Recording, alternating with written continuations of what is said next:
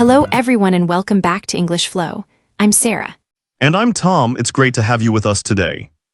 Today we're tackling something that so many of our listeners have asked about. Something that can make or break your confidence in social situations. We're talking about mastering small talk for any social situation. That's right, Sarah. And I have to be honest, even as a native speaker, I've had my fair share of awkward moments. You know those painful silences where you're desperately searching for something to say. Oh, absolutely. And here's the thing. Ever feel like small talk is your biggest enemy? Those awkward silences, the fumbled introductions, they can make social situations feel like a minefield. But what if you could effortlessly glide through any conversation, turning strangers into connections? Exactly. And in this episode, we're not just giving you phrases.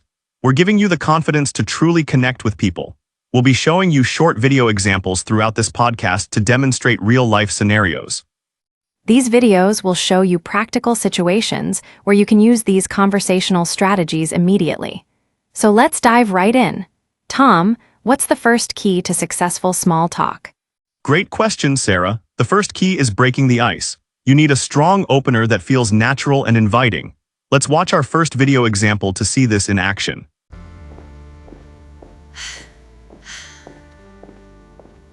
Hi, Jessica. Fancy running into you here.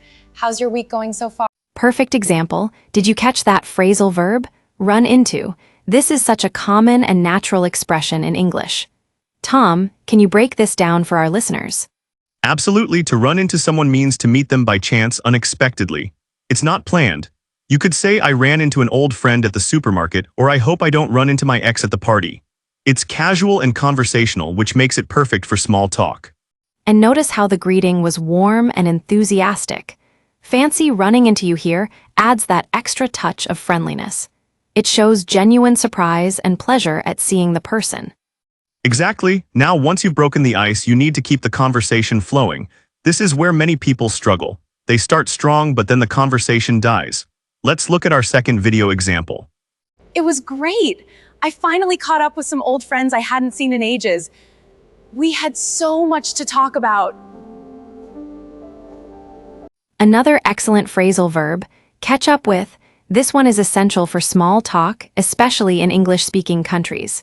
Tom, what does this mean? To catch up with someone means to spend time with them to find out what they've been doing. It implies you haven't seen them for a while and you're reconnecting. You can also use it in other contexts like I need to catch up on my work, meaning you need to do work you're behind on. Right, and notice how the response wasn't just yes or no, it was engaging.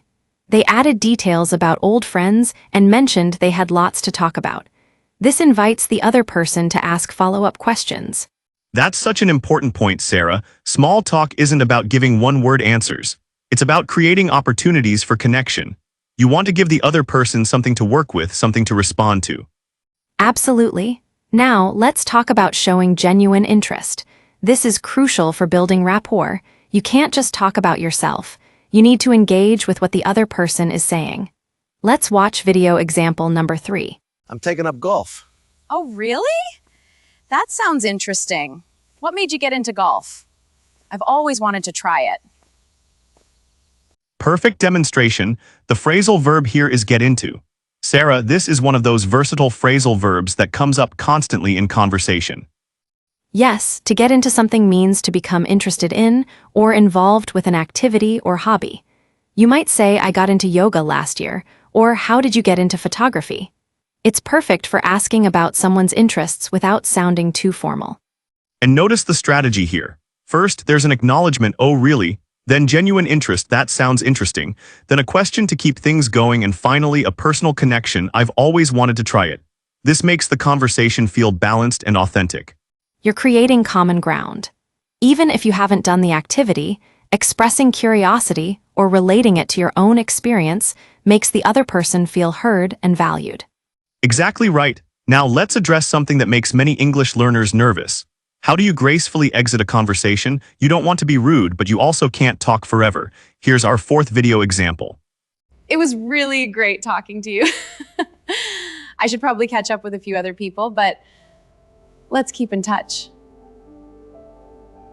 There it is again, catch up with but used differently this time. Tom, can you explain the nuance here?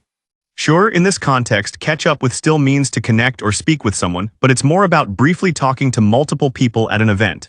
It's a polite way to excuse yourself. You're essentially saying I need to speak with other people too, but it sounds friendly and social, not dismissive. And the phrase keep in touch is crucial here.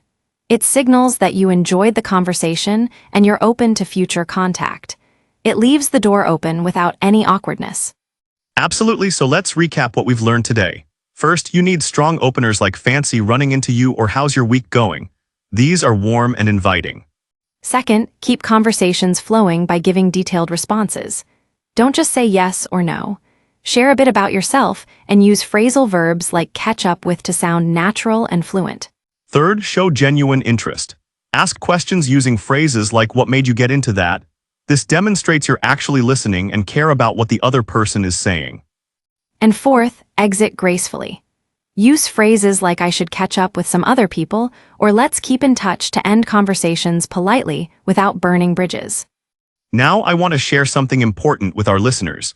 Small talk isn't just about the words, it's about your energy and attitude. People can sense when you're genuinely interested versus when you're just going through the motions. That's so true, Tom. Body language matters too.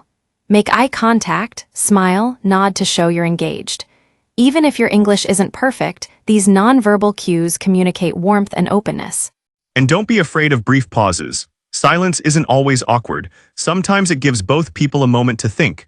The key is not to panic when there's a natural lull in conversation. Great point. Another strategy our listeners should try is the question bounce technique. When someone asks you a question, answer it, then bounce a similar question back to them. For example, if someone asks how was your weekend, you might say it was relaxing, I went hiking. How about yours? Love that technique. It keeps the conversation balanced and shows you're interested in them too. Nobody likes someone who only talks about themselves. Exactly. And remember, small talk topics are usually safe and universal. Weather, weekend plans, current events that aren't controversial, hobbies, food, travel. These are all great conversation starters. Right? Avoid heavy topics like politics or religion in initial conversations unless you really know the person well. The goal of small talk is to build rapport, not to debate. Before we wrap up, I want to encourage everyone listening. If you're nervous about small talk, start small. Practice with people in low-stakes situations. The barista at your coffee shop, a colleague in the elevator, someone waiting in line with you. Absolutely, each conversation is practice.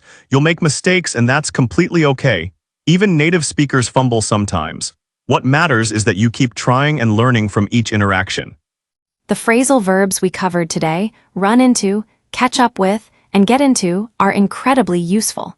Try to incorporate them into your daily conversations this week. You'll be amazed at how natural they start to feel. And here's your homework, listeners. This week, initiate at least 3 small talk conversations.